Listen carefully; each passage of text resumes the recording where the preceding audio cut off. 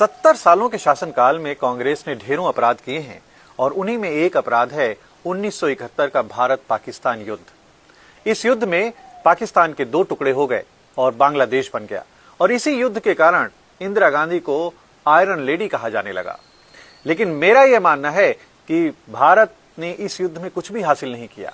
अगर पूर्वी पाकिस्तान और पश्चिमी पाकिस्तान आपस में लड़ते रहते तो आपस में ही उलझे रहते और वो हमारे लिए कभी भी समस्या नहीं बनते।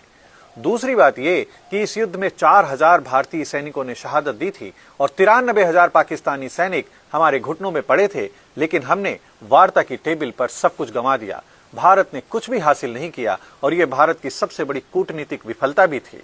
अगर हम चाहते तो उस समय बांग्लादेशी हिंदुओं के लिए एक सुरक्षित बांग्लादेश बना सकते थे, पर हमने कुछ नहीं किया। हम चाहते तो चिकन नेक को चौड़ा कर सकते थे, पर हमने कुछ नहीं किया और कांग्रेस इसे अपनी सबसे बड़ी सफलता मानती है।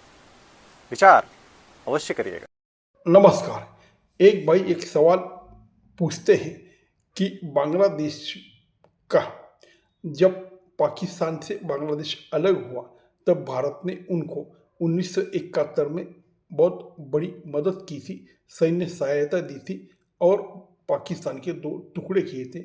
इसके लिए भारत के लोगों ने इंदिरा जी को बहुत बड़ा सम्मान दिया था और आज भी कांग्रेस श्रेय लेती है कि हमने पाकिस्तान के दो टुकड़े किए हैं। लेकिन भाई पाकिस्तान या बांग्लादेश ये तो पहले भारत के हिस्से थे और अपने ये टुकड़े करके आज ऐसा जता दिया है जो बांग्लादेश में चल रहा है। इसका ये मतलब हो गया है कि कहीं भी 4 टुकड़े कर दो, पाकिस्तान के कल टुकड़े होंगे, लेकिन वो सब मजहबी लोग होंगे और हिंदू को कभी आश्रय नहीं देंगे, हिंदू को वहाँ से भगाएंगे।